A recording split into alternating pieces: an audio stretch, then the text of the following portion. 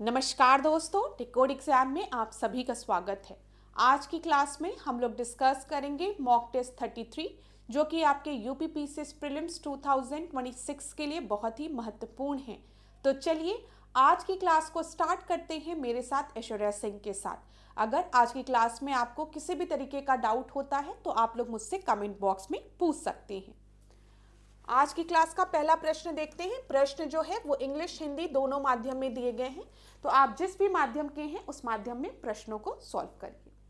Robert Clive ने भारत का नक्शा बनाने की जिम्मेदारी किसे सौंपी थी? ठीक है, पहला ऑप्शन आपको दिया गया है George Muller, Charles Wood, James Rennell, Arthur Duke. तो बताइए रॉबर्ट क्लाइव ने किसे ये जिम्मेदारी सौंपी थी कि आपको भारत का नक्शा बनाना है? तो ये जिम्मेदारी रॉबर्ट क्लाइव ने जेम्स रेनल को सौंपी थी। तो इस प्रश्न का जो सही उत्तर है वो क्या है? सी आपका सही उत्तर है। ठीक है, अगला प्रश्न हम देखते हैं। ये जो प्रश्न पूछा गया है ये आईएएस प्रीलिम्स 2007 में पूछा गया प्रश्न है, तो यहां पर इसको डिस्कस करते हैं। निम्नलिखित कथनों पर विचार कीजिए।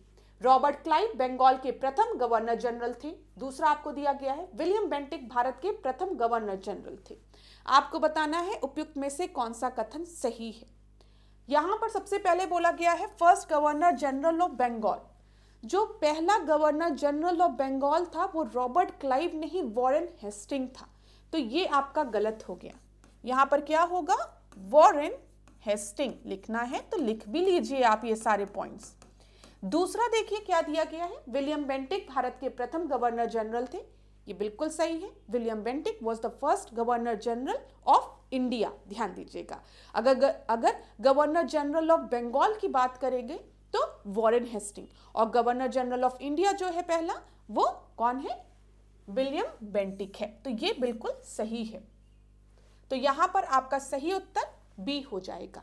ठीक है क्लास, अब देखिए कुछ इंपॉर्टेंट पॉइंट्स को हम डिस्कस कर लेते हैं। यहां पर अगर आपको नोट डाउन करना है तो आप नोट डाउन भी कर सकते हैं।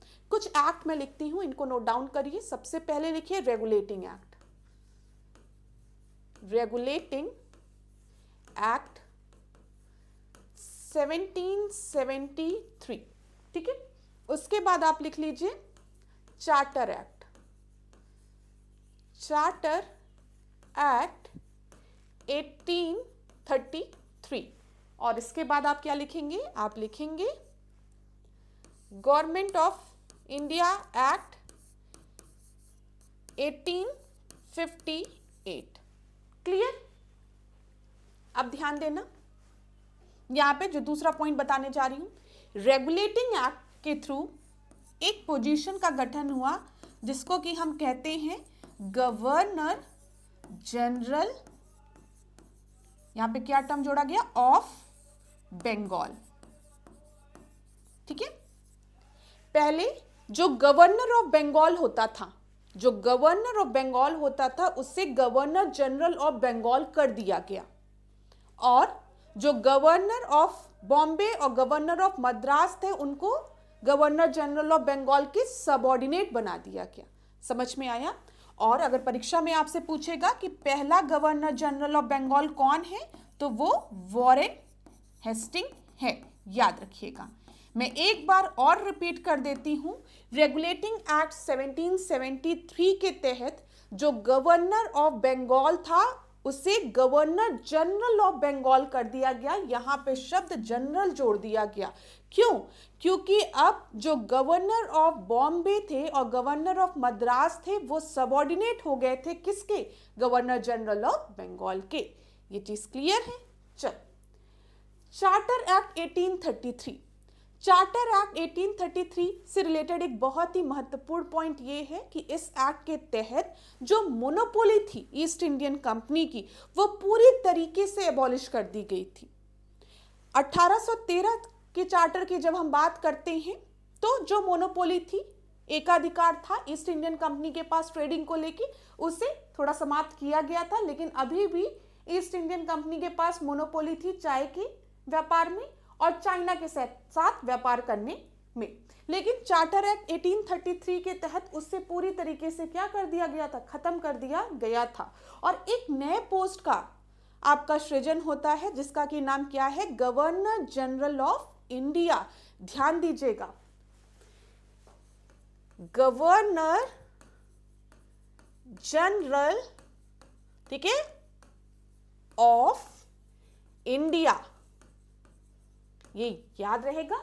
और पहला गवर्नर जनरल ऑफ इंडिया कौन है? अभी मैंने आपको बताया कौन है, विलियम बेंटिक है। क्लियर?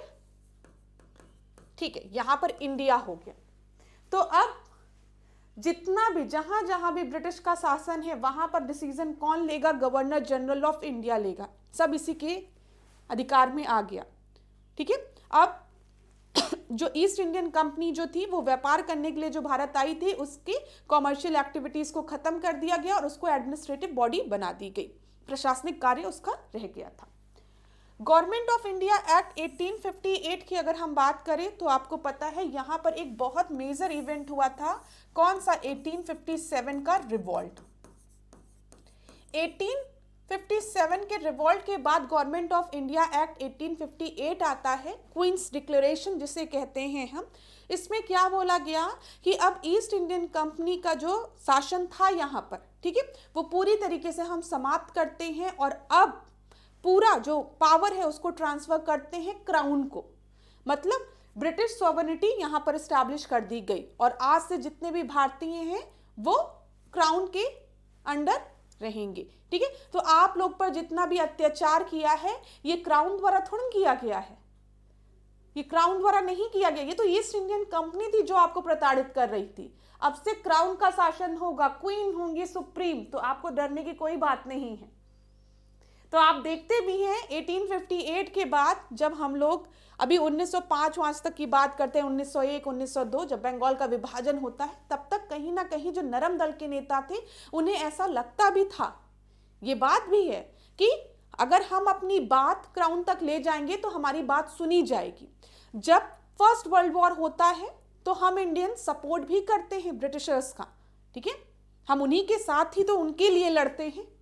लेकिन हम देखते हैं भारत में क्या हो गया भाई, रॉलेट एक्ट लगा दिया गया, जलियांवाला बाग कांड हो गया। तब जब दूसरा विश्व युद्ध होता हम कहते हैं हम नहीं पार्टिसिपेट करेंगे, हम आपका साथ नहीं देने वाले हैं। तब तक तो इंडियन नेशनल कांग्रेस काफी स्ट्रांग हो गई थी, वो तो कहती है कि आपने हमसे बिना पूछे कैसे डिक्लेयर कर दिया कि भारतीय आपका साथ देंगे।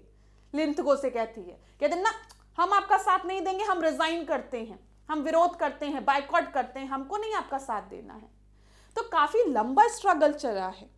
जब गवर्नमेंट ऑफ इंडिया एक्ट 1858 आया तो कहीं ना कहीं हमें भी ऐसा लगता था कि अब क्राउन आ गया है, तो अगर हम अपनी बात क्राउन तक पहुंचाएंगे, प्रे पेटिशन लेटर्स लिखेंगे, तो हमारी बात सुनी जाएगी और हम पे जो अत्याचार हो रहे हैं वो कम हो जाएंगे।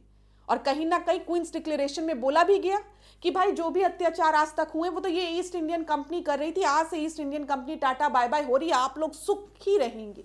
लेकिन बाद में हमको समझ में आता है चेहरे तो वही हैं, लोग तो वही हैं, बस अब परेशान करने का, एक्सप्लॉइट करने का तरीका थोड़ा सा बदल गया है। ठीक है, तो वो बात दूसरी है, तो ध्यान दीजिएगा यहाँ पर।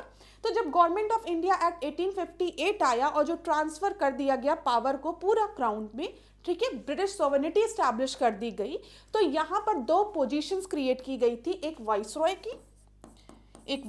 की, ठीक है, और दूसरी आपकी सेक्रेटरी जनरल की, ठीक है, सेक्रेटरी जनरल ऑफ इंडिया। जो वाइसरॉय था वो क्वींस का रिप्रेजेंटेटिव था, भारत में ही रहता था, सेक्रेटरी जनरल बाहर रहता था। ठीक है, तो ये ध्यान रखिएगा। इसीलिए आप आगे देखते हैं जो हम लोग पढ़ते हैं, एक्ट पढ़ते हैं, उसका नाम क्या है, मॉर्ले मिंटो रिफॉर्म। मिंटो कौन है? वाइसरॉय है। मॉर्ले कौन है? सेक्रेटरी जनरल है। मॉन्टेग्यू चेम्सफोर्ड रिफॉर्म, ठीक है, तो मॉन्टेग्यू कौन है? सेक्रेटरी है। चेम्सफोर्ड कौन है? वाइसरॉय है। तो अब दो लोग, वाइसरॉय भारत में रहकर सब काम कर रहा था और जो सेक्रेटरी जनरल है इंग्लैंड में रहकर। ठीक है, ये चीज क्लियर है। तो यहां पर आपसे पूछा भी जाता है पहला वाइसरॉय कौन था, तो वो लॉर्ड कैनिंग था। Clear class? तो ये सारे पॉइंट्स ध्यान में रखेंगे ना तो पढ़ना आसान हो जाएगा। रटने का प्रयास करेंगे कि पहला गवर्नर जनरल कौन था, पहला गवर्नर जनरल ऑफ इंडिया कौन था, बंगाल कौन था, वाइसरॉय कौन था, एग्जाम में दिमाग खराब हो जाएगा। लेकिन आप एक पैटर्न में अगर आप समझेंगे कि रेगुलेटिंग एक्ट आया, रेगुलेटिंग एक्ट के तहत जो गवर्नर ऑफ बॉम्बे और मद्रास को सबऑर्डिनेट कर दिया गया गवर्नर ऑफ बंगाल के अंडर, तो अब गवर्नर ऑफ बंगाल के नाम के आगे जनरल टर्म भी यूज कर दिया गया।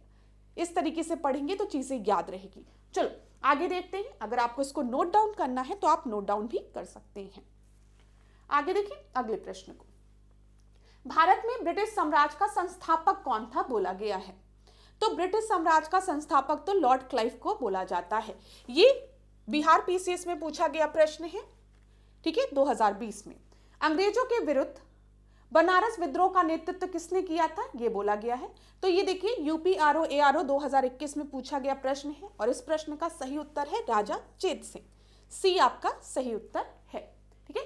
दोनों में उत्तर देखिए तो सी ही सही है, ठीक है। यहां पर हम कहते हैं ब्रिटिश साम्राज्य का संस्थापक लॉर्ड क्लाइव को माना जाता है, ठीक है। आपको पता है 1757 में प्लासी का युद्ध हुआ था और प्लासी के युद्ध का नेतृत्व किसने किया था, लॉर्ड क्लाइव ने किया था।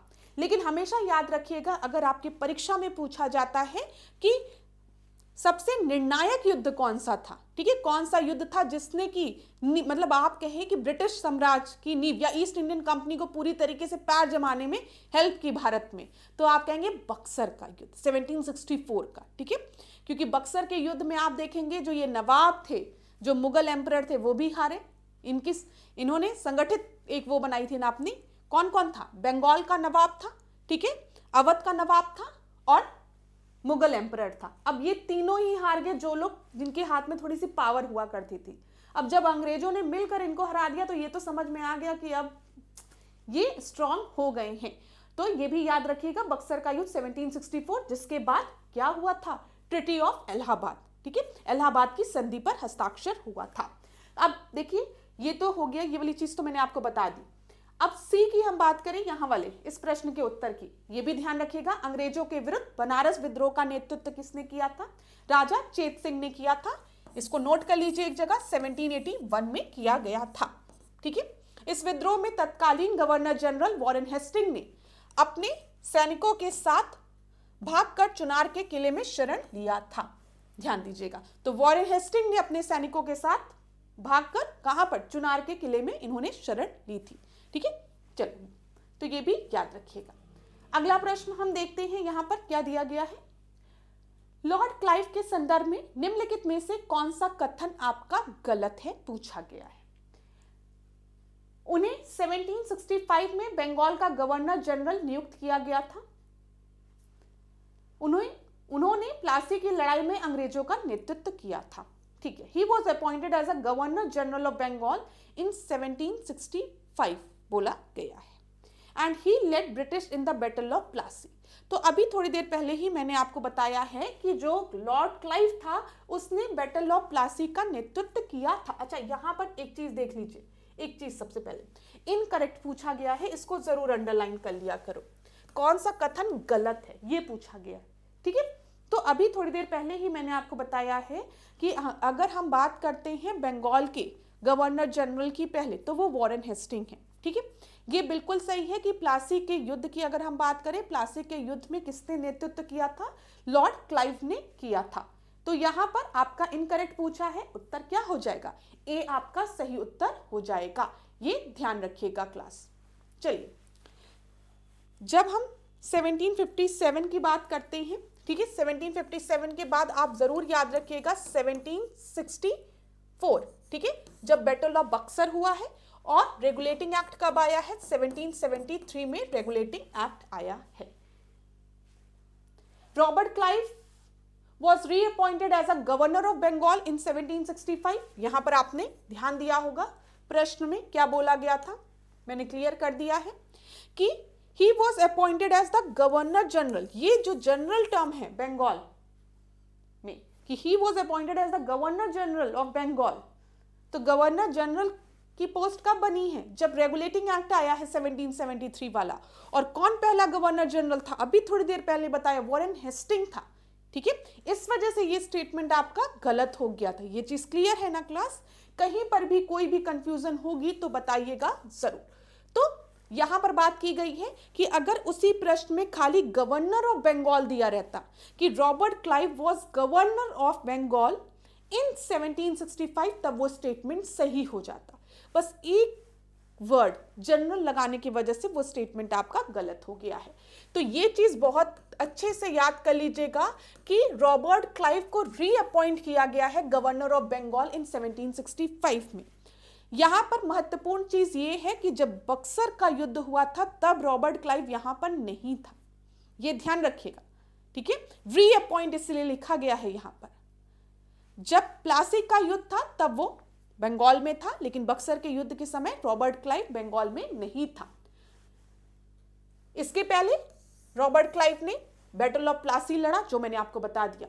1764 में हम देखते हैं बैटल ऑफ बक्सर जब होता है तो उस समय रॉबर्ट क्लाइव नहीं होता है। उस समय कौन है? हेक्टर मुनरो के नेतृत्व में बैटल ऑफ प्लासी होता है। ये ध्यान रखिएगा क्लास, ये ध्यान रखिएगा। और मैंने आपको बताया है कि जो बैटल ऑफ बक्सर है, ठीक है, जो बक्सर का युद्ध है वो एक निर्णायक युद्ध है, क्योंकि इस बार जो सम्मिलित सेना थी नवाब ऑफ बंगाल, नवाब ऑफ अवध और मुगल शासक की, वो पराजित हो जाती है। और जो दीवानी राइट होती है इन लोगों की, वो किसे मिल जाती है? ईस्ट इंडियन कंपनी को मिल जाती है। तो ध्यान रखिएगा, दीवानी राइट बंगाल, बिहार और उड़ीसा की किसे मिल जाती है? ईस्ट इंडियन कंपनी को मिल जाती है। तो पेपर में कंफ्यूज करने के लिए ऐसे ही देता है जो मैंने आपको बताया है। अगर पेपर में इसी टॉपिक से प्रश्न बनाना होगा यूपीपीसीएस में तो क्या कहेगा? सबसे पहले दे देगा बक्सर का युद्ध, फिर दे देगा प्लासी का युद्ध, फिर दे देगा रॉबर्ट क्लाइव का रीअपॉइंटमेंट, ठीक है, फिर आपको दे देगा first governor general of Bengal, और आपको बोल देगा क्रोनोलॉजिकल ऑर्डर में इन्हें अरेंज करिए। तो अब तो आपके दिमाग में क्लियर होगा कि सबसे पहले प्लासी का युद्ध हुआ है 1757 में। 1764 की अगर हम बात करेंगे तो बक्सर का युद्ध हुआ है, और बक्सर के युद्ध के बाद क्लाइव का रीअपॉइंटमेंट हुआ है, याद रखिए, ठीक है। फिर ट्रीटी ऑफ इलाहाबाद साइन हुई है, ठीक है। और उसके बाद अगर हम देखेंगे 1773 में जो गवर्नर की पोस्ट थी of Bengal, governor of Bengal की पोस्ट को गवर्नर जनरल ऑफ बंगाल कर दिया गया है, और पहला कौन था? वॉरेन हेस्टिंग था। तो नोट करते हुए चलिए, बहुत ही महत्वपूर्ण पॉइंट्स आपको बता रही हूं। अब देखिए यहां पर बैटल ऑफ प्लासी और बैटल ऑफ बक्सर के बारे में कुछ और इंपॉर्टेंट चीजें देख लेते हैं। सबसे पहले बैटल ऑफ प्लासी कब हुआ है? 1757 में हुआ है, आप सभी को पता है, जून 1757 में। फिर 22 अक्टूबर 1764 को बैटल ऑफ बक्सर हुआ है, ये भी आपको पता है, 1764 में, ठीक है। यहां पर लोकेशन क्या है? प्लासी जो है वो बंगाल में हुआ है, मुर्शिदाबाद में। जो बक्सर का युद्ध हुआ है वो बक्सर बिहार में हुआ है, ठीक है।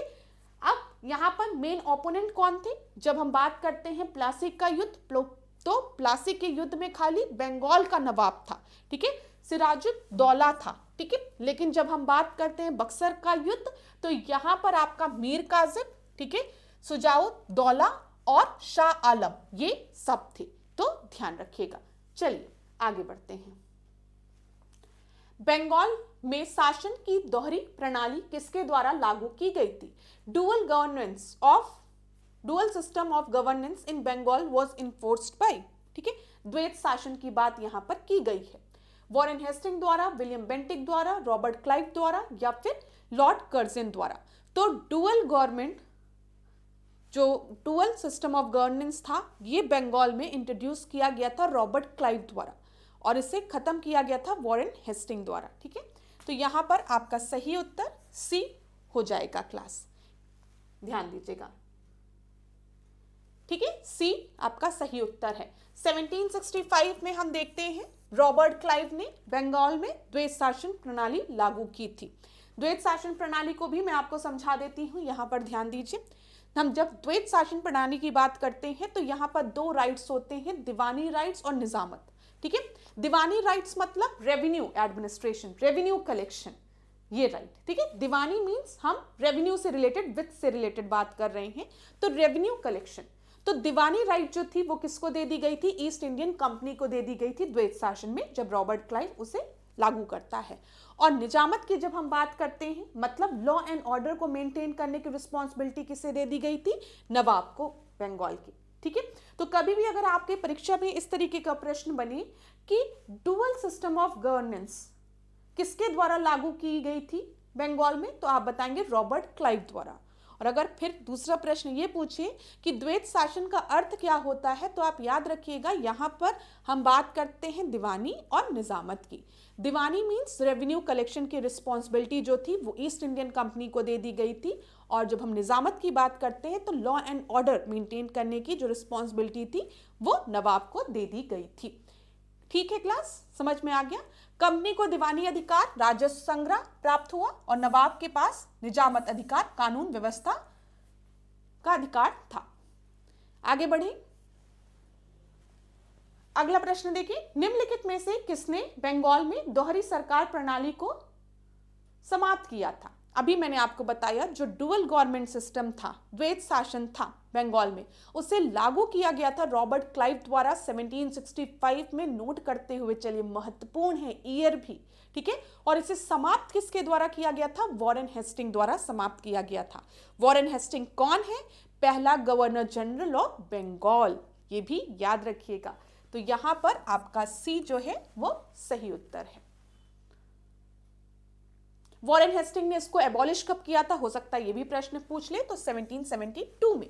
1765 में अगर हम देखेंगे यहाँ पर, ये ध्यान दीजिएगा, जब हम बात करते हैं आपसे 1765 में डुअल सिस्टम ऑफ गवर्नेंस लागू किया गया था रॉबर्ट क्लाइव द्वारा बंगाल में, जिसे वॉरेन हेस्टिंग ने 1772 में समाप्त कर दिया।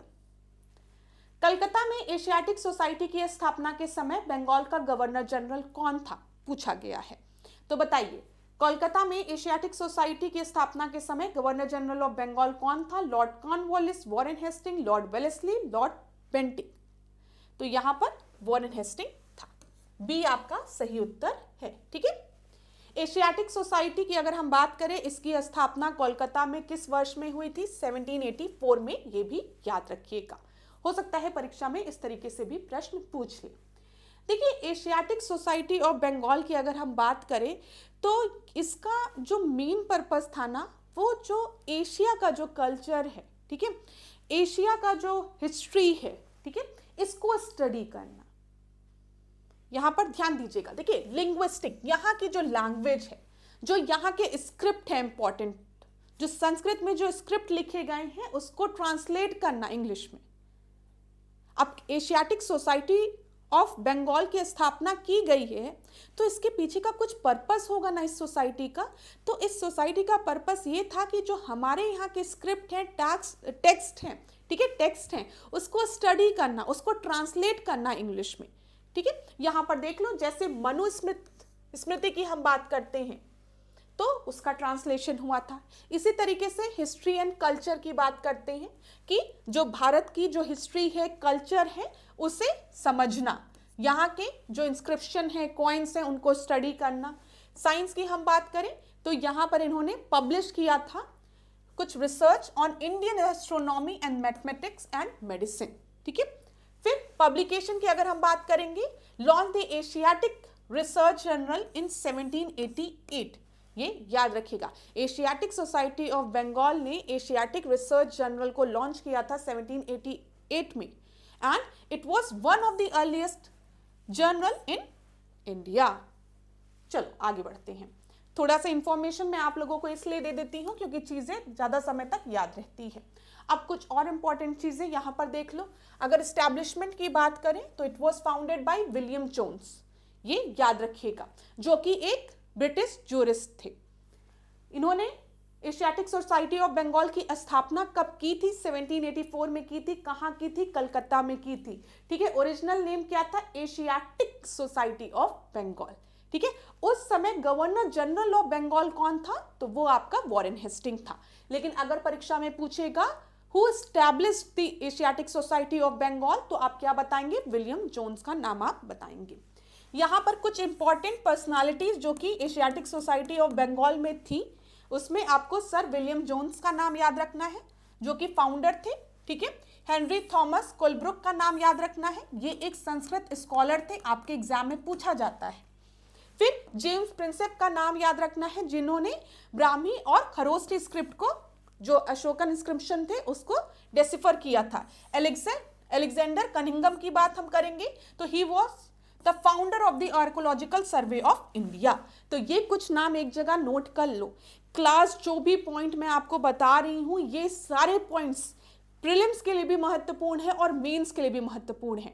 अभी तक बस आप रट लेते हो कि ठीक है, एशियाटिक सोसाइटी ऑफ बंगाल जो था वो किसके समय में फाउंड किया गया था, वॉरेन हेस्टिंग के समय में फाउंड किया गया था 1784 में, किसके द्वारा, विलियम जोन्स के द्वारा। ये सब आपको बुक में मिल जाएगा।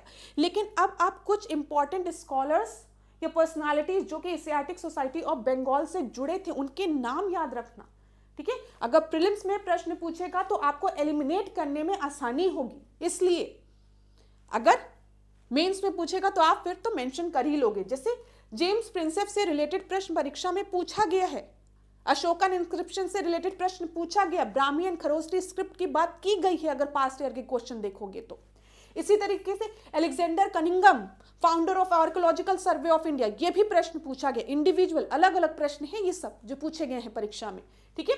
फिर हेनरी थॉमस कोलब्रुक का भी नाम याद रखिएगा, ये एक संस्कृत स्कॉलर थे जो कि एशियाटिक सोसाइटी ऑफ बंगाल से जुड़े थे।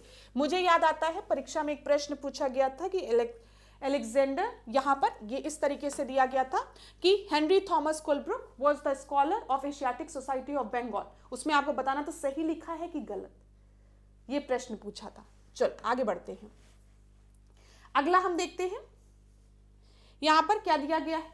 निम्नलिखित कथनों पर विचार करें। चार्ल्स कॉर्नवालिस 1793 में भारत के गवर्नर जनरल थे। दूसरा दिया गया है उनके कार्यकाल के दौरान कई सुधार पेश किए गए। तीसरा दिया गया उनके शासन के दौरान महलवाड़ी प्रणाली लागू की गई थी। सबसे इंपॉर्टेंट चीज, जब मैंने आपको लैंड रेवेन्यू सिस्टम के बारे में बताया था, यहां पर जो भी आपके जो सिस्टम्स जैसे परमानेंट सेटलमेंट जिसको कि हम जमींदारी सिस्टम कहते हैं, रैयतवाड़ी सिस्टम के बारे में, महलवाड़ी सिस्टम के बारे में बताया था। तो मैंने आपको बताया था जब हम कॉर्नवालिस का नाम बोलते हैं तो he was associated with zamindari system, ठीक है, जिसे कि परमानेंट सिस्टम भी कहते हैं, स्थायी बंदोबस्त जिसे कहते हैं, ठीक है। तो याद रखिएगा। तो ये तो आपका एकदम गलत हो गया, इसको एकदम ऐसे ऐसे ऐसे ऐसे कैंसिल कर दो। अब देखो, during his tenure many reforms were introduce, ये एक जनरल स्टेटमेंट है। किसी भी वॉइसरॉय के साथ अगर आपको ये स्टेटमेंट दिखे तो ज्यादातर चांसेस होंगे कि ये स्टेटमेंट आपकी सही ही होंगे, ठीक है, क्योंकि जनरल स्टेटमेंट है। उनके कार्यकाल के दौरान कई सुधार पेश किए गए, बिल्कुल सही है। लॉर्ड रिपन लिखा होता, वहां पर अगर लिखा होता लॉर्ड रिपन के कार्यकाल के दौरान कई सुधार पेश किए गए, सुधार हुए, ठीक है। वॉरेन हेस्टिंग लिखा होता इनके कार्यकाल के दौरान कई सुधार किए गए, सही ही होगा, गलत क्यों होगा। तो दो तो सही ही होगा और हमको पता चल गया, देखो ए भी मतलब एक भी बिल्कुल सही है। तो इस प्रश्न का उत्तर बी हो जाएगा। देखो, ये प्रश्न सॉल्व करने का तरीका है, अगर आप चाहें तो इस तरीके का अप्रोच अपने एग्जाम में अपना सकते हैं। बी आपका सही उत्तर है यहां पर।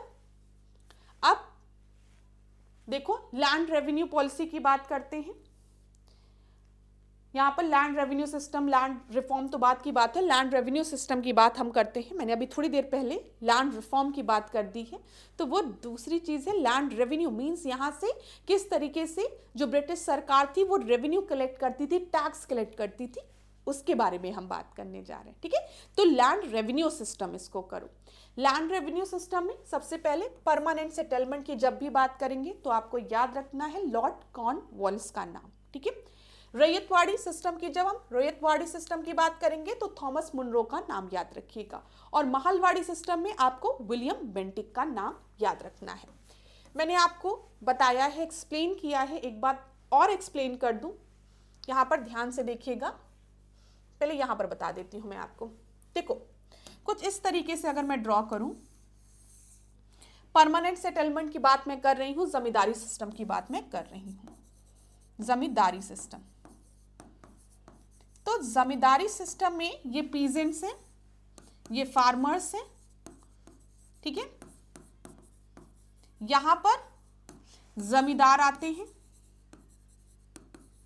और ये हम कह सकते हैं ब्रिटिश ऑफिसर्स हैं, ठीक है, ब्रिटिश ऑफिसर। तो जो भी रेवेन्यू कलेक्शन का काम होता था वो इन जमींदारों का होता था। ये जमींदार जो थे वो पीजेंट से रेवेन्यू टैक्स कलेक्ट करते थे और कलेक्ट करने के बाद ब्रिटिश ऑफिसर को, जो भी वहां के थे, उनको देते थे, ठीक है। तो अगर हम कहें तो ब्रिटिश राज और पीजेंट्स के, फार्मर्स के बीच में कौन हुआ करते थे? जमींदार हुआ करते थे। इसी वजह से इसे जमींदारी सिस्टम भी कहते हैं। और जमींदार ही टैक्स को कलेक्ट करते थे पीजेंट से और उसे फिर आगे पहुंचाते थे। जब हम रैयतवाड़ी सिस्टम की बात करते हैं तो यहां पर ये जो जमींदारी व्यवस्था थी इसको हटा दिया गया था। अब जो पीजेंट हुआ करते थे वही अपने लैंड के ओनर हुआ करते थे और वो टैक्स कलेक्ट करके सीधे किसको देते थे? अपने मतलब जो जमीन का जो स्वामित्व था, अधिकार था, वो पीजेंट के पास ही हुआ करता था, फार्मर्स के पास ही हुआ करता था और वही टैक्स सीधे ब्रिटिश ऑफिसर को देते थे। महालवाड़ी सिस्टम की जब हम बात करते हैं, महाल मतलब ग्रुप, एक विलेज में जितने भी आपके ग्रुप ऑफ फार्मर्स हैं वो सब एक महाल को कलेक्ट करके रेवेन्यू देते थे, टैक्स देते थे और वो उसे फॉरवर्ड कर देते थे किसको? ब्रिटिश ऑफिसर्स को। यहां पर ध्यान दीजिए, एक बार इसके थ्रू समझा दूं तो हो सकता है और अच्छे से समझ में आए। देखिए, परमानेंट सेटलमेंट जिसको कि हम स्थायी बंदोबस्त कह रहे हैं, जमींदारी सिस्टम कह रहे हैं, सबसे पहले इसको इंट्रोड्यूस किसने किया था? लॉर्ड कॉर्नवालिस ने इंट्रोड्यूस किया था। कहां कहां इंट्रोड्यूस हुआ था ये? बंगाल, बिहार एंड उड़ीसा रीजन में। ठीक है, यहां पर पेयर कौन था? कौन टैक्स को कलेक्ट करता था? जमींदार टैक्स को कलेक्ट करता था पीजेंट से, फार्मर्स से। ठीक है, ओनरशिप किसके पास होती थी लैंड की? जमींदार के पास होती थी। तभी तो बेचारे जो फार्मर्स होते थे, पुरानी मूवीज में देखिए तो जमींदार ऐसे मालिक बन के बैठा रहता था, बेचारे फार्मर्स ऐसे हाथ जोड़ के खड़े रहते थे, साहब प्लीज हमारी जमीन हमसे मत छीनिए। जमींदार कहता था नहीं छीनूंगा, तो कुछ विलेन टाइप के जमींदारों को दिखाया जाता था, लेकिन जमींदार के ऊपर एक और ब्रिटिश ऑफिसर बैठा रहता था। देखा होगा मूवी में, लगान वगान में क्या देखा है। और फिर जब वो ब्रिटिश ऑफिसर आता था तब तो बाप रे, जमींदार भी साहब करके खड़ा रहता था। तो कुछ ये सब मूवीज में तो देखा ही होगा आप लोग ने, इतना एक्सप्लेन करने की जरूरत नहीं है। तो परमानेंट सेटलमेंट को इंट्रोड्यूस किसने किया था? लॉर्ड कॉर्नवालिस ने 1793 में। ये यहाँ पे कौन कौन से एरिया आपके कवर थे? बंगाल, बिहार, उड़ीसा। ठीक है, टैक्स पे कौन करता था? जमींदार, जो पीजेंट थे उनसे जमींदार टैक्स कलेक्ट करता था, फिर उससे आगे फॉरवर्ड करता था। और जमीन का हक मतलब जमीन का मालिक कौन हुआ करता था? जमींदार हुआ करता था। नेचर कैसा था? परमानेंट था, इसीलिए इसे हम स्थायी बंदोबस्त या जमींदारी सिस्टम कहते हैं। फिर देखो, रैयतवाड़ी सिस्टम की हम बात करेंगे तो यहां पर थॉमस मुनरो और रीड का नाम याद रखिएगा। मद्रास, बॉम्बे, असम रीजन में ये था। ठीक है, रैयत मतलब क्या होता है? पीजेंट। यहां पर जमीन किसकी थी? जो फार्मर्स हुआ करते थे, जमीन उन्हीं की हुआ करती थी, वही मालिक हुआ करते थे, कोई जमींदार नहीं हुआ करता था। और वो सीधे टैक्स को कलेक्ट करके किसको दे दिया करते थे? जो भी ब्रिटिश ऑफिसर हुआ करता था। तो वही लिखा है, रैयत ओनरशिप होती थी और टेम्पररी नेचर होता था। महालवाड़ी सिस्टम की हम बात करें तो बेंटिक 1833, ठीक है, north western province of Punjab में। यहां पर पूरा महाल या फिर विलेज, पूरा विलेज जो था वो रेवेन्यू को कलेक्ट करता था, विलेज कम्युनिटी, और उसको आगे फॉरवर्ड करता था टैक्स को। क्लियर हो गया होगा ना? चलो आगे हम देखते हैं अगले प्रश्न को। क्या दिया गया है यहां पर? ऐसे समय में जब यूरोप में साम्राज्य नेपोलियन की ताकत के सामने ढह रहे थे, निम्नलिखित में से किस गवर्नर जनरल ने ब्रिटिश ध्वज को ऊंचा फहरा के रखा था? तो बताइए यहां पर आपका सही उत्तर क्या हो जाएगा? आप लोग इस प्रश्न का उत्तर दीजिए, तब तक थोड़ा सा मैं पानी पी लेती हूं, एक घूंट। चलिए बताइए क्लास, इस प्रश्न का सही उत्तर क्या है?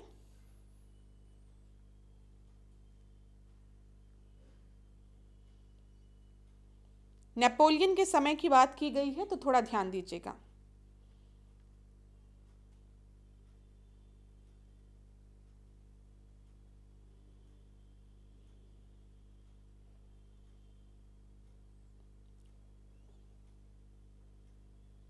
तो यहां पर आपका जो सही उत्तर है वो है वेलेस्ली। ठीक है, याद रखिएगा कौन था? वेलेस्ली था। ठीक है, आगे बढ़ते हैं अगले प्रश्न पे, ध्यान दीजिए। सी आपका सही उत्तर है। यहां पर कुछ इंपॉर्टेंट पॉइंट्स यहां पर हम देख लेते हैं। सबसे पहले वेलेस्ली का समय कौन सा था? 1798 से 1805। वेलेस्ली के समय की जब हम बात करते हैं तो सब्सिडरी अलायंस वेलेस्ली के समय में हुआ था। यहां पर ध्यान दीजिएगा,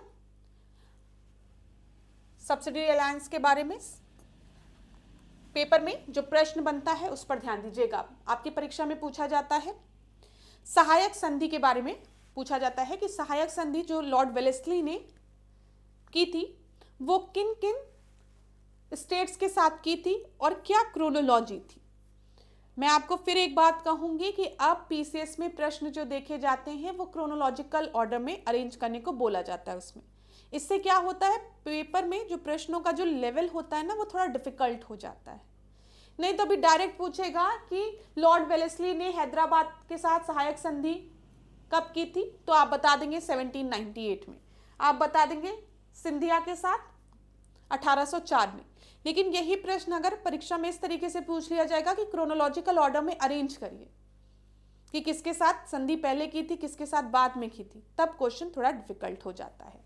तो ध्यान रखिएगा लॉर्ड वेलेस्ली के बारे में और देखिएगा हैदराबाद के साथ इन्होंने सहायक संधि जो की थी वो 1798 में की थी। पहला राज्य जिसने इस संधि को स्वीकार किया था वो था हैदराबाद। फिर मैसूर की बात हम करेंगे तो 1799 में, ठीक है, टीपू सुल्तान की मृत्यु के बाद, ठीक है, ये याद रखिएगा। आप पढ़ते हैं ना एंग्लो मैसूर युद्ध के बारे में, तो जब टीपू सुल्तान की मृत्यु हो जाती है तो उसके बाद सहायक संधि होती है। तंजावुर की बात अगर हम करेंगे तो 1799, अवध 1801, नागपुर 1803, ग्वालियर में सिंधिया के साथ 1804 और इंदौर में 1818 में, तीसरे मराठा युद्ध के पश्चात। तो ये भी नोट कर लीजिए, इंपॉर्टेंट है, परीक्षा में पूछ लिया जाता है। यहां पर हाय, माई, तनु, औ, ना करके आप इस तरीके से कुछ याद कर सकते हैं किसी भी तरीके से, ठीक है। बताइए याद रहेगा। तो ये क्रोनोलॉजिकल ऑर्डर में परीक्षा में प्रश्न पूछा जाता है। देखिए सहायक संधि, सहायक संधि के तहत कहीं ना कहीं जो ये ब्रिटिश ऑफिसर थे वो भारतीय राज्यों के साथ हाथ मिला रहे थे कि भाई आप चिंता मत करिए, हम तो आपके दोस्त हैं, ठीक है। जैसे आप किसी मुसीबत में हैं, आप किसी मुसीबत में है, कोई आपके पास आ जाए कह दे सुनिए आपको पता है आपके जो पड़ोसी लोग हैं ना यही लोग बदमाश हैं। अब सोचिए आप, अब एक राजा बेचारा युद्ध चल ही रहा है अगल बगल के राज्यों के साथ, उसके पास यूरोपियन आ गया, खड़ा हो गया, वेलेस्ली गया, उसने कहा सुनो ये जो अगल बगल के आपके राज्य हैं ना वो बहुत खराब है, आप ही तो अच्छे हैं, आपको इन्हें थोड़ा सा ना दबोचना चाहिए, इसी वजह से ये लोग ज्यादा उछल रहे हैं, दबोचिए इनको। और अगर आपको हमारी सहायता की आवश्यकता, हमारी सहायता की आवश्यकता है तो हम आपकी सहायता करेंगे, सहायक संधि हमारे साथ करिए। हम कैसे आपकी सहायता करेंगे हम बताते हैं आपको। आपके राज्य में जितने भी ये जो सैनिक हैं सब हम रखेंगे, यूरोपियन सैनिक, हमारे सैनिक जो हैं गोरे चिट्टे एकदम पावरफुल है, ऐसे ही आंख उठा के देखेंगे बगल के राजा के जो भी सैनिक है सब दौड़ के भाग जाएंगे, छुप जाएंगे। तो आप हमारे साथ सहायक संधि साइन करिए, हम रक्षा हम आपकी करेंगे, आपको बिल्कुल भी चिंता करने की आवश्यकता नहीं है, हम आपके मित्र हैं, आप समझ लीजिए। अब हमारे यहाँ के राजा भी भाई अगल बगल के पड़ोस वाले पड़ोसी राज उनको अपने दुश्मन लगते थे और बाहर से यूरोपियन आके हमारे यहाँ ट्रेडिंग करने के चक्कर पे हमारे ऊपर राज करने वाले हैं, वो उनको नहीं समझ में आ रहा था तो मिला लिया हाथ कि ठीक है भाई आप अपने यहाँ के सैनिक को रखिए, गोरे चिट्टे सैनिक को सब एकदम खड़े रहे, सब जैसे ही कोई आए सामने से कोई विद्रोही तो तुरंत ढिश्यां ढिश्यां करके उड़ा दे। लेकिन बाद में क्या होता है, वही सैनिक उस राजा के भी गर्दन पर तलवार रख देता है, ठीक है, जिसे राजा ने अपने रक्षा के लिए रखवाया था इर्द गिर्द अपने राज्य में, वही फिर उनके भी गर्दन पे तलवार रखेंगे। तो यही हुआ ही था, ठीक है। क्या हुआ था, इन्होंने कहा कि हम आपको अपने सैनिक दे रहे हैं, हमारे सैनिक आपकी रक्षा करेंगे अगल बगल के राजाओं से, ठीक है, सहायक संधि हम साइन करते हैं, लेकिन आपको कुछ हम चीजें बोलते हैं कि जैसे हमारे सैनिक की जो भरण पोषण का काम है उनको वो आप करिएगा, खाना पीना सब दीजिएगा, और साथ ही साथ अगर आप किसी और यूरोपियंस के साथ, अब डच भी थे, फ्रांसीसी भी थे सब, ठीक है, पुर्तगाली भी थे, तो अगर आप किसी और के साथ अगर साइन करने को सोच रहे हैं इस तरीके की संधि, तो आपको हमको बताना पड़ेगा। बिना हमारे इजाज़त के आप किसी और की मदद नहीं लेंगे, ये भी चीज़ था उसमें। तो पढ़ेंगे तो हिस्ट्री बहुत इंटरेस्टिंग है, थोड़ा इंटरेस्ट के साथ पढ़ेंगे तो कभी भी चीज़ें नहीं भूलेगी। हम चीज़ों को पढ़ने के अनुसार पढ़ते हैं, हमको लगता है कि अरे यार जल्दी से कंप्लीट हो, फिर दूसरा सब्जेक्ट पढ़े, एग्ज़ाम में अपीयर होना है, पास होना है। लेकिन जब आप इसको एक थोड़ा सा पढ़ेंगे जानकारी के लिए, तो आपको चीज़ें समझ में आएगी कि ये सब कभी भूलने वाली चीज़ ही नहीं है। हिस्ट्री कोई भूलेगा? क्यों भूलेगा? मूवी देख के आते हो, सिनेमा देख के आते हो, भूलते हो कभी? नहीं भूलते। तो हिस्ट्री कैसे भूल जाते हो? हाँ, हो सकता है कभी कभी ईयर्स में ऊपर नीचे हो जाए, जैसे अगर 1795 है तो 1796 याद आए, या 1794 याद आए, तो ये पॉसिबल है, नंबर भूलना पॉसिबल है। लेकिन पूरी सिनेरियो को भूल जाओ, ये गलत है। इसका मतलब आपने हिस्ट्री ढंग से पढ़ी ही नहीं। यहाँ पर अंग्रेजों द्वारा सिंध पर विजय किसके काल में पूरी हुई थी? ठीक है, सिंध में विजय की बात यहाँ पर की गई है। तो बताइए, अंग्रेजों द्वारा सिंध पर विजय किसके द्वारा पूरी हुई थी? तो यहाँ पर आपका सही उत्तर क्या होगा? ABCD पढ़ लीजिए। लॉर्ड एलनब्रो दिया गया है, लॉर्ड हार्डिंग दिया गया है, ऑकलैंड दिया गया, एमर्स दिया गया है। तो ABCD में से जो आपका सही उत्तर है वो है लॉर्ड एलनब्रो, याद रखिएगा। ठीक है, 1843 का समय था। उस समय लॉर्ड एलनब्रो ने के नेतृत्व में अंग्रेजों ने सिंध पर विजय प्राप्त कर ली थी। तो यहां पर आपका सही उत्तर ए है। भारत की पहली रेलवे लाइन 1853 में चालू हुई थी, कहां से कहां और किसके समय में? बताइए। डेलहाउजी था। ठीक है, पोस्टल सिस्टम की अगर हम बात करेंगे तो वो भी लॉर्ड डेलहाउजी के समय, doctrine of lapse Lord Dalhousie के समय। ठीक है, और जब हम रेलवे लाइन की बात करते हैं तो 1853 में जो पहली रेलवे लाइन थी वो बॉम्बे से थाने बिछाई गई थी लॉर्ड डेलहाउजी के समय। ठीक है, बी आपका सही उत्तर है। देखो, 1853 में डेलहाउजी ने रेलवे लाइन को बिछाया था बॉम्बे से थाने। इस प्रश्न को देखो, लॉर्ड डेलहाउजी ने भारत में रेलवे के एक नेटवर्क के निर्माण की योजना बनाई ताकि भारत के हित के लिए निर्यात के लिए आसानी से कच्चा माल प्राप्त किया जा सके और निर्यात किया जा सके। दूसरा है ब्रिटिश पूंजी के लिए निवेश का एक लाभदायक चैनल प्रदान किया जा सके। आखिरी है आपका सी जो है वो ए और बी दोनों है, और आखिरी है भारत में परिवहन के रास्ते और आसान साधन प्रदान करना। तो यहाँ पर क्लास एक चीज़ हमेशा याद रखिएगा, मैं आपको बता दूं कि ठीक है ब्रिटिश ऑफिसर्स थे, तो भारत क्या है, easily procure and export raw material for the interest of India. क्या लिखा गया है? Interest of India. आपको लगता है क्या? बताइए यहाँ पर क्या लिखा गया है? यहाँ पर easily procure and export raw material for the interest of India for export. ये लाइन ध्यान दीजिए, for export.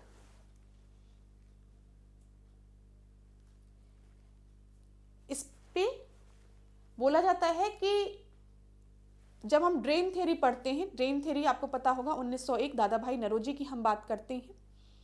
Poverty and non British rule में ड्रेन थ्योरी की वो बात करते हैं, कहते हैं कि जो गंगा का जल है, ठीक है, गंगा का जो पानी है उसको थीम्स में ले जाकर डाला जा रहा है। इसका मतलब क्या है?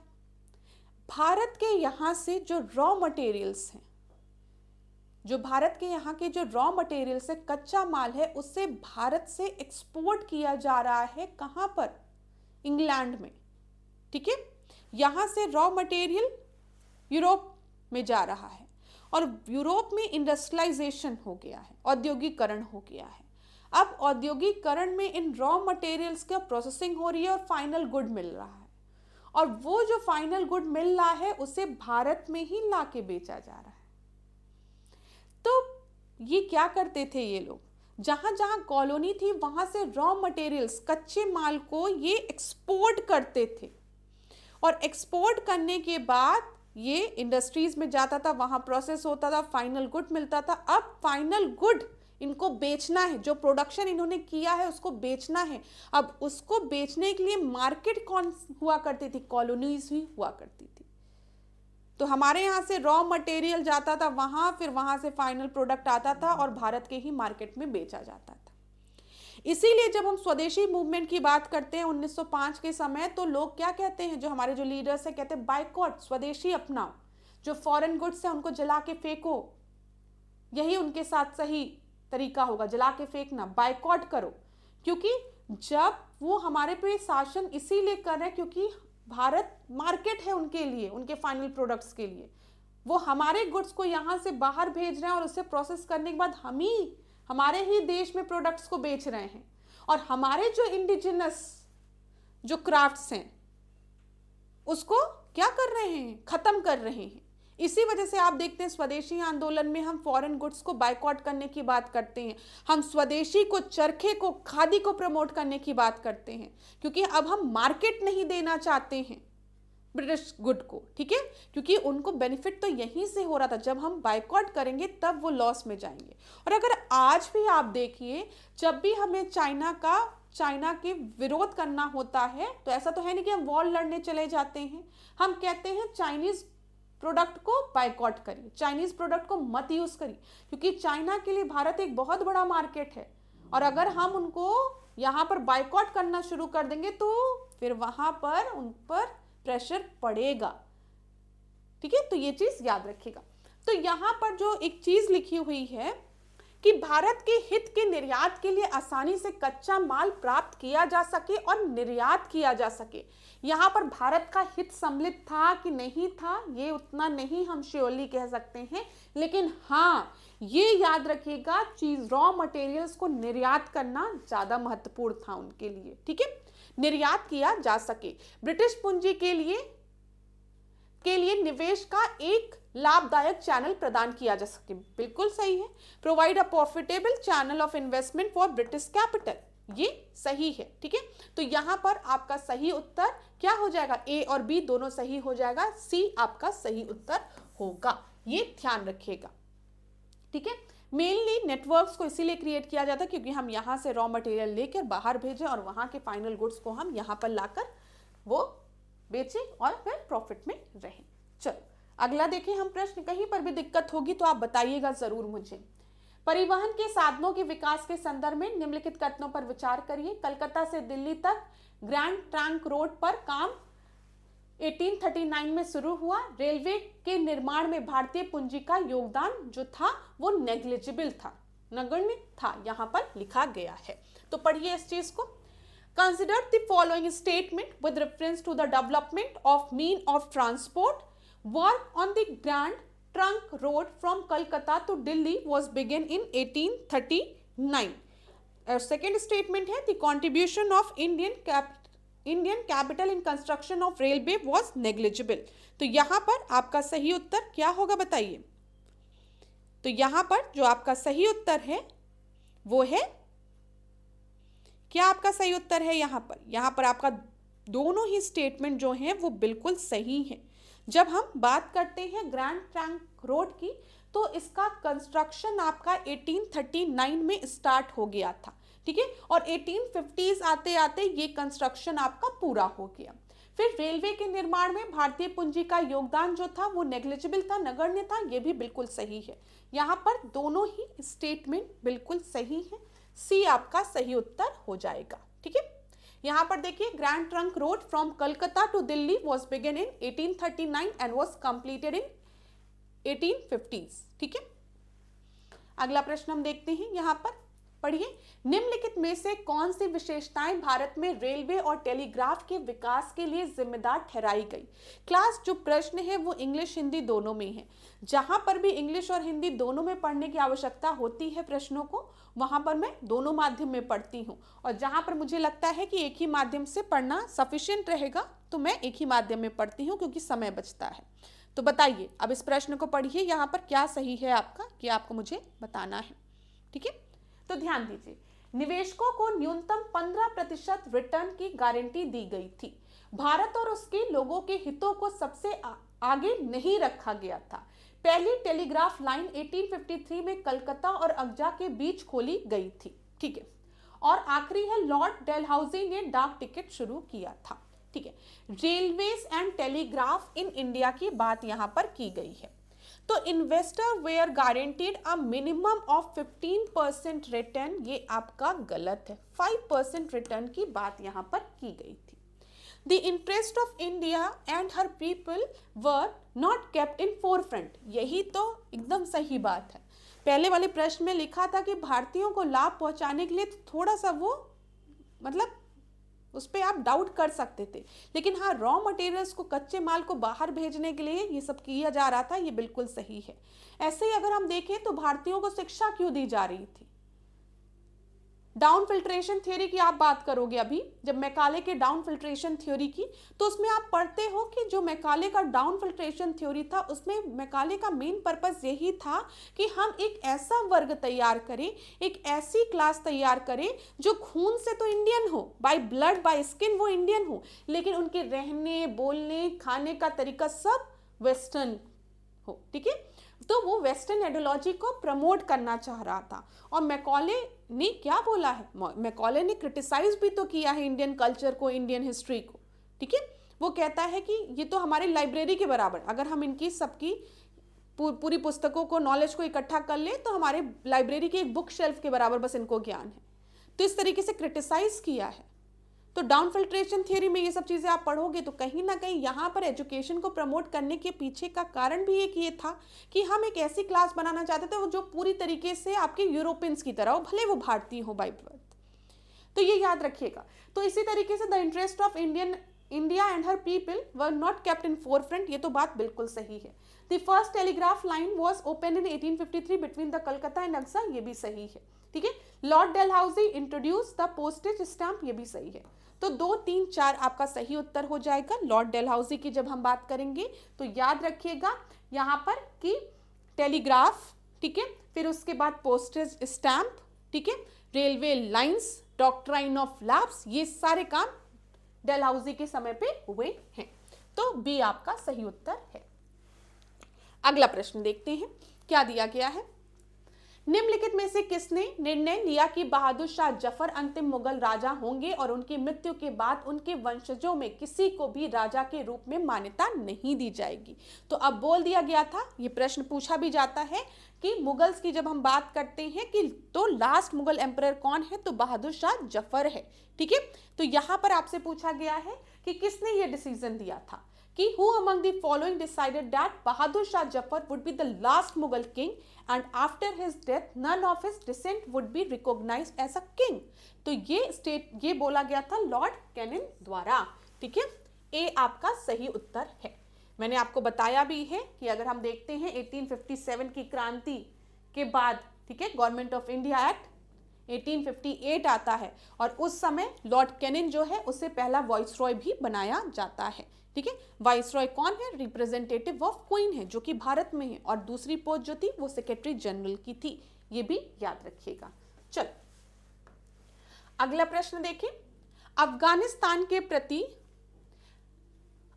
प्रति आक्रामक नीति अपनाने वाला वाइसरॉय कौन था, ये पूछा गया है। तो बताइए अफगानिस्तान के प्रति आक्रामक नीति किस वाइसरॉय ने अपनाई थी, ये प्रश्न पूछा गया है। यहाँ पर आपका जो सही उत्तर है वो क्या होगा? लॉर्ड लिटन होगा, याद रखिएगा। कौन है? लॉर्ड लिटन है, ठीक है। बी आपका सही उत्तर है। तो यहां पर ये याद रख लीजिएगा, जो सेकेंड एंग्लो अफगान वॉर हुई थी वो 1878 में हुई थी, सेकेंड एंग्लो अफगान वॉर, और वो किसके समय में हुई थी? लॉर्ड लिटन के समय में हुई थी। लॉर्ड लिटन से रिलेटेड कुछ और इंपॉर्टेंट फैक्ट्स जो कि परीक्षा में पूछा जाता है कि वेर्नाकुलर प्रेस एक्ट किसके द्वारा इंट्रोड्यूस किया गया था? लॉर्ड लिटन द्वारा इंट्रोड्यूस किया गया था। और वेर्नाकुलर प्रेस एक्ट को किसके द्वारा रिमूव किया गया था? लॉर्ड रिपन द्वारा, ये याद रखिएगा, ठीक है, याद रहेगा। चलो आगे बढ़ते हैं। भारत में स्थानीय स्वशासन को प्रोत्साहित करने के लिए कौन जिम्मेदार था? लोकल सेल्फ गवर्नमेंट की बात की गई है भारत में, पूछा जाता है who is regarded as a father of local self government? तो अभी जिनका नाम मैंने बताया है लॉर्ड रिपन थे, ठीक है, डी आपका सही है। लॉर्ड रिपन की अगर हम बात करते हैं तो इन्हीं के समय जो वेर्नाकुलर प्रेस एक्ट था उसे खत्म किया गया था रिपन के समय, ठीक है। लोकल सेल्फ गवर्नमेंट को इंट्रोड्यूस किसने किया था? इस कॉन्सेप्ट को लॉर्ड रिपन द्वारा इंट्रोड्यूस किया गया था। और साथ ही साथ जो और इम्पोर्टेंट पॉइंट्स है वो भी अभी हम डिस्कस करेंगे, तो ध्यान दीजिएगा। चलो, तो डी आपका सही उत्तर है। यहां पर डफरिन से रिलेटेड ये प्रश्न है। डफरिन की बात करते हैं क्लास।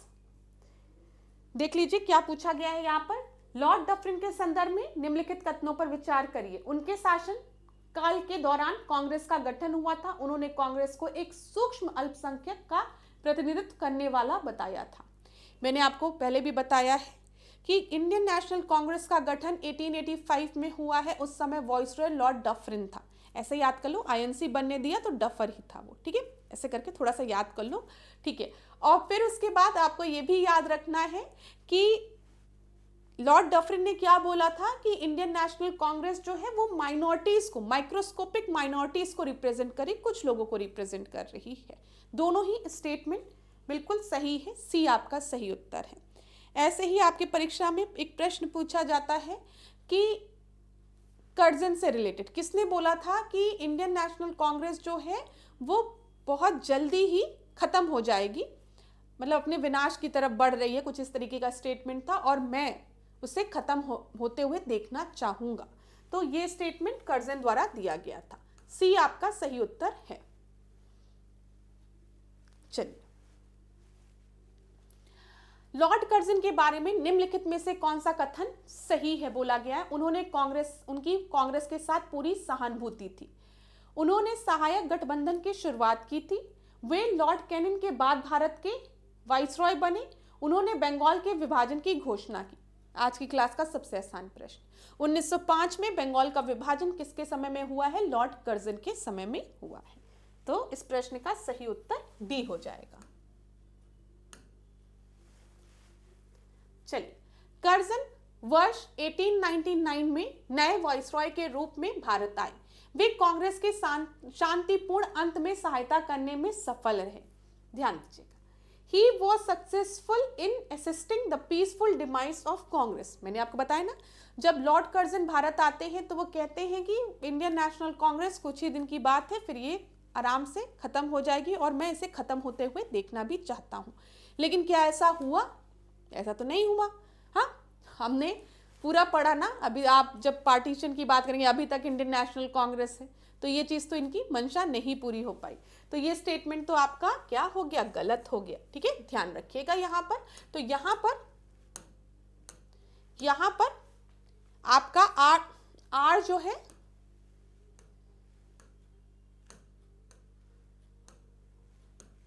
यहाँ पर आर जो है वो क्या है? वो फॉल्स है, लेकिन ए जो है वो ट्रू है, ठीक है। 1899 में जो लॉर्ड कर्जन है वो नए वाइसरॉय बनते हैं, ठीक है। और आप देखते हैं कि 1905 में बंगाल का विभाजन भी इन्हीं के समय में हुआ है। हाँ, 1907 की जब हम बात करते हैं, 1909 की जब हम बात करते हैं तो मिंटो आ जाता है, ये भी याद रखिएगा। तभी मॉर्ले मिंटो रिफॉर्म आता है। चलिए, इस प्रश्न को करिए। Ripon, Lytton, Curzon, Canning, Dalhousie. इतना तो क्लियर होगा कि लिटन के बाद रिपेन आया है। इतनी बार मैंने चिल्ला चिल्ला के आपको बताया है, लॉर्ड लिटन, लॉर्ड रिपेन। हाँ, बताया है ना कि लिटन ने वर्नाकुलर प्रेस एक्ट लगाया, रिपेन ने उसे रिमूव किया। लॉर्ड कर्जन की बात करेंगे भाई, तो लॉर्ड कर्जन तो 1905 के समय में है, ठीक है। कैनिंग की बात करेंगे तो he was regarded as a first viceroy, ठीक है। और डलहौजी की बात करेंगे तो डलहौजी तो डॉक्ट्राइन ऑफ लैप्स, उसके बाद 1857 की क्रांति और फिर वाइसरॉय आया है। तो यहाँ पर क्या आपका सही उत्तर होगा? बताइए। चलिए, सबसे आखिरी में तो कर्जन होगा। तो अगर आप इतना भी गेस मान लिए कि इन सब में सबसे आखिरी में कर्जन है, क्योंकि मैम ने बताया था और हमने पढ़ा भी था कि 1905 में बंगाल का विभाजन कर्जन के समय में हुआ है, तब भी आप आराम से कर लोगे, कोई जरूरत ही नहीं है और देखने की। लॉर्ड डलहौजी अभी हम बार बार डिस्कस कर रहे थे, डॉक्ट्राइन ऑफ लैप्स इसके समय में आया है। कैनिन पहला वाइसरॉय बना है, ठीक है। फिर दो रिपेन की बात, फिर लिटन के समय क्या हुआ है? उसने वर्नाकुलर प्रेस एक्ट लाया, उसके बाद रिपेन है और फिर कर्जन है। तो बहुत ही आसान प्रश्न है। देखो क्लास, मैं आपको एक बात बता देती हूँ अभी कि ऐसे प्रश्नों को देखकर घबराया मत करो। अगर आपको इवेंट्स पता है, अब कोई आपको कह दे, मैं एग्जाम्पल दे रही हूँ कि कर्जन है, मिंटो है, चेम्सफोर्ड है, ठीक है, फिर आपको और भी नाम दे दे, ऐसे इरविन दे दे, तो आप आराम से अरेंज नहीं कर पाओगे क्या? अगर आपको पता है कि बंगाल का विभाजन 1905 में हुआ है, इंडियन नेशनल कांग्रेस का गठन 1885 में हुआ है, उस समय डफरिन था, फिर कर्जन था, फिर मॉल्ले मिंटो रिफॉर्म आया है 1909 में, फिर उसके बाद 1919 में चेम्सफोर्ड रिफॉर्म आया है, तो मतलब चेम्सफोर्ड उस समय है, ठीक है। फिर ऐसे ही आपको दे दे Irwin, Gandhi Irwin pact 1930s का समय आ गया आपका, 31 32, ठीक है। तो फिर आप अरेंज कर लोगे। एकदम एग्जैक्ट ईयर भी अगर आपको नहीं याद है, लेकिन आपको पता है कौन सा इवेंट कब हुआ और किसके समय में हुआ, तब भी आप आसानी से प्रश्नों को सॉल्व कर सकते हैं। तो आप बिल्कुल घबराएंगे नहीं, ठीक है क्लास, यहां पर ध्यान दीजिएगा। चलिए अब आज की क्लास को हम यहीं पे एंड करेंगे क्योंकि समय हो गया है थोड़ा सा। नेक्स्ट क्लास में हम और प्रश्नों को डिस्कस करेंगे। आप में से किसी स्टूडेंट ने कहा है कि मैम इकोनॉमिक्स के क्वेश्चंस को ज़्यादा कवर करिए, तो हम इकोनॉमिक्स के क्वेश्चंस को भी कवर करेंगे। एजर्शन रीजन के क्वेश्चन को आपने कवर करने को बोला है, वो मैं इंक्लूड कर रही हूँ, ठीक है। और किसी बच्चे ने मुझसे पूछा था कि कमेंट बॉक्स में, मैंने पढ़ा कि मैम जब हम भारत की बात करते हैं तो क्या भारत की सुप्रीमेसी होती है, सॉरी भारत में पार्लियामेंट की सुप्रीमेसी? नहीं, ऐसा नहीं है, ध्यान दीजिएगा, ठीक है। यहां पर हम किसकी सुप्रीमेसी की बात करते हैं? संविधान की, ठीक है। और संविधान ने किसे सुप्रीम कहा है? We the people of India को, ठीक है, ये याद रखिएगा। तो कभी पार्लियामेंट दिया रहे तो टिक करके मत आइएगा, ठीक है। कहीं पर भी कोई भी कंफ्यूजन होती है तो पूछा जरूर करिए। डाउट होना स्वाभाविक है, मैं हमेशा ये बात कहती हूँ, डाउट होना स्वाभाविक है। हम आपको पढ़ा रहे हैं, कई बार आपको हमारा पढ़ाया हो सकता है 1-2 पॉइंट ना समझ में आए, तो पूछिए, पूछने में कोई दिक्कत नहीं है। और अगर मैं आपके कमेंट्स को पढ़ूंगी तो मैं उत्तर भी जरूर दूंगी कमेंट बॉक्स में, ये भी ध्यान रखिएगा। तो चलो अब आज के सेशन को यहीं पे खत्म करते हैं। आज की क्लास को खत्म करने के पहले मैं आपको थोड़ा सा इंफॉर्मेशन दे दूं यूपीपीसीएस फाउंडेशन कोर्स 2026 के बारे में। इसमें प्रीलिम्स और मेंस दोनों के सिलेबस को कवर किया गया है, ठीक है। यहाँ पर किस तरीके से आपको आंसर्स को लिखना है मेंस में, ये आपको बताया जाएगा। प्रीलिम्स में किस तरीके के क्वेश्चंस पूछे जाते हैं, जो पीवाईक्यूज है वो भी कवर किए जाएंगे। तो पूरा कोर्स है जिसमें आपको नोट्स प्रोवाइड किया जाएगा, टेस्ट सीरीज प्रोवाइड किया जाएगा, इंटरव्यू के लिए भी गाइड किया जाएगा। तो इस कोर्स में सारी चीज़ें आपकी सम्मिलित हैं जो कि तैयारी में आपकी रिक्वायरमेंट होती है। तो अगर इस कोर्स से रिलेटेड कोई भी इंफॉर्मेशन चाहिए तो नीचे कॉन्टैक्ट नंबर दिया गया है, इस पर आप कॉन्टैक्ट करिए, आपको सारी डिटेल प्रोवाइड करा दी जाएगी। तो thank you so much class. Last में जाते जाते आप सभी को धन्यवाद कहूँगी इतनी देर तक मुझे सुनने के लिए, और आशा करती हूँ ये सारी क्लासेस आप लोगों के लिए यूजफुल हो। नोट्स बनाते चलिए, चीज़ों को बार बार रिवाइज करते हुए चलिए, आपके लिए आसान रहेगा। इसीलिए मैं बार बार कहती हूँ नोट्स बनाइए। और मॉक टेस्ट देखिए, आप लोग अभी मॉक टेस्ट उतने मन से नहीं देख रहे हैं, जैसे ही एग्जाम पास आएगा फिर सब एकदम परेशान हो जाएंगे, ठीक है। तो मॉक टेस्ट देखिए, पहले के मॉक टेस्ट देखिए, स्पीड तेज करके देखिए, ज़्यादा समय नहीं है, लेकिन प्रयास करिए कि थोड़ा सा 10-12 क्वेश्चन लगा लिया करें। इससे एक कंटिन्यूटी बनी रहती है और कंटिन्यूटी बहुत ही ज़रूरी है प्रिपरेशन फेज में। तो चलो thank you so much class. आज के सेशन को यहीं पे एंड करते हैं। नेक्स्ट क्लास में आपसे मिलेंगे नए प्रश्नों के साथ। तब तक खूब पढ़िए, खूब आगे बढ़िए। ईश्वर आप सभी पर कृपा करें, और मैं हमेशा आपसे कहूँगी खुद पर भरोसा रखिए, ठीक है, और मेहनत करिए, परिश्रम करिए, जीवन में आपको सफलता ज़रूर मिलेगी। और आप पे आपके भगवान की कृपा तो सदैव ही है, माता पिता की कृपा और गुरुजनों के आशीर्वाद के साथ आपको सफलता बहुत जल्दी मिलेगी। धन्यवाद क्लास, खूब पढ़िए, खूब आगे बढ़िए।